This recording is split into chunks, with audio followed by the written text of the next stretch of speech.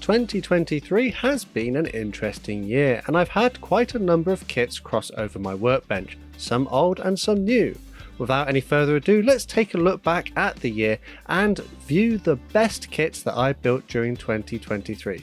Hello everyone, I'm Matt, this is Model Minutes, and join me for my reflection on the last year.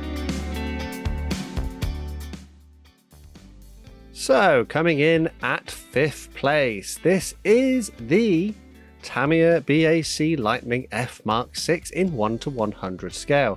I was pleasantly surprised. Despite the fact this is an old kit, it does benefit from some very nice details, very small amount of flash, and some recessed panel lines. I was so impressed with this kit in particular that when I got my hands on a laser cutter, I decided that I would design and make an aircraft hangar diorama just for it, and that's exactly what I did. I had great fun building this kit, and I would be tempted to get my hands on some of the other 1:100 scale kits from this range. Up next in 4th position is the Revell 1/32 scale Hawker Hurricane Mark II-B, which is a brand new 2023 tooling. And as you can expect, being a brand new 2023 moulding, it does benefit from some very high quality parts. However, I just didn't really enjoy this one. I felt as though a 1/32 scale kit retailing for as much as it does should feature perhaps a few extra bonus features, maybe an engine or some armament on the wings, some panels that can be removed, but Revell just don't include any of this, which is interesting because other manufacturers in smaller scales have been capable of this in the past.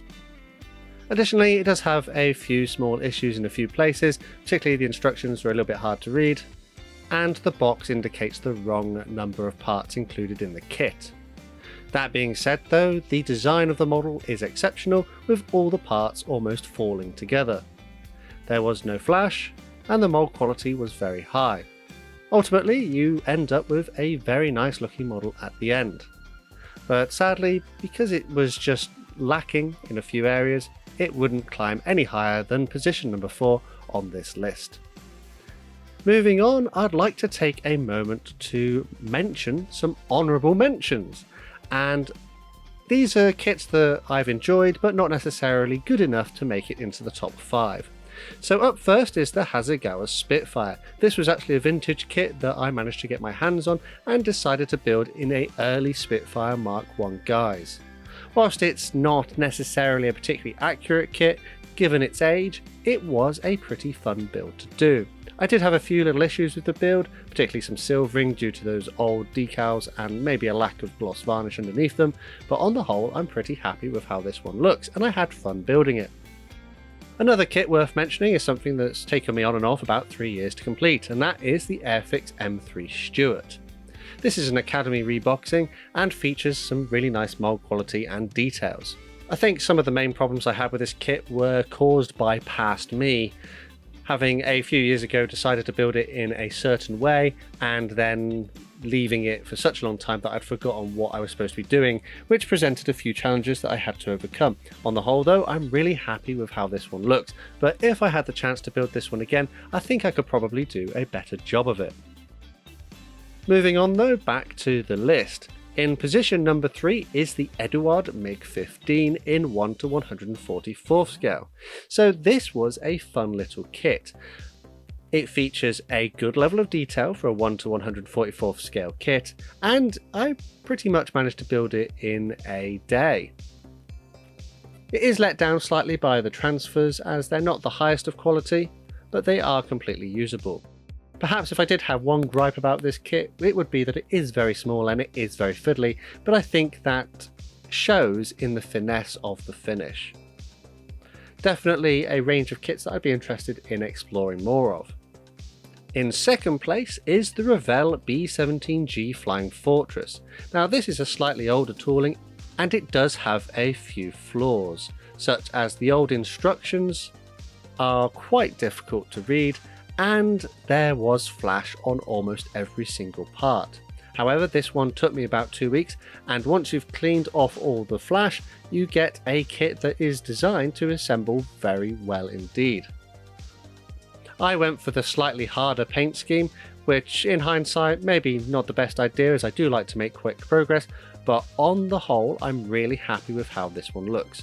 I did use an Eduard mask set just to make sure that I could get a good finish on all those clear parts, and I actually had a lot more fun building this older kit from Revell than their more recent 1/32nd scale Hurricane. Sometimes it goes to show that an older kit is sometimes better than a new one. Finally though, in first position is the airfix Curtis Tomahawk Mark IIB in 1/48th scale. I'd like to say I could put my bias towards Tomahawks to the side, but I generally did enjoy this kit the most out of all the models that I built during the year. This kit is incredibly well designed and features a very good level of detail, allowing the parts to fit together with minimal fuss. Mold quality was good as well, and it does feature cartograph decals which went onto the model without any problems. This kit was perfect for trying out some new techniques and weathering, which I thoroughly enjoyed, and seeing as I managed to get it for a relatively cheap price, I was thoroughly impressed with the quality of this kit. I did struggle a little bit with the motivation for painting this one, and would ultimately get some painting masks to help me with that camouflage scheme just to make things a little bit easier. But once again, this is something I'd not done before and I was pretty happy with the results. It's definitely a product I'd look at getting in the future to try on other kits. On the whole, I really like this kit. I love the way it looks on my shelf. I love the subtle weathering that I've done, and I would be tempted to get another one of these kits in a different paint scheme. But anyways, what do you think of my rundown from this year? Let me know down in the comments. As always, quick shout out to my channel members and patrons for the extra support they give the channel. Check out the links in the description to find out how you can join the club. Alternatively, there are other ways to help support the channel, and again, full information is down below. The best way to support the channel for free, however, is by subscribing and turning on notifications so you never miss a modelling upload.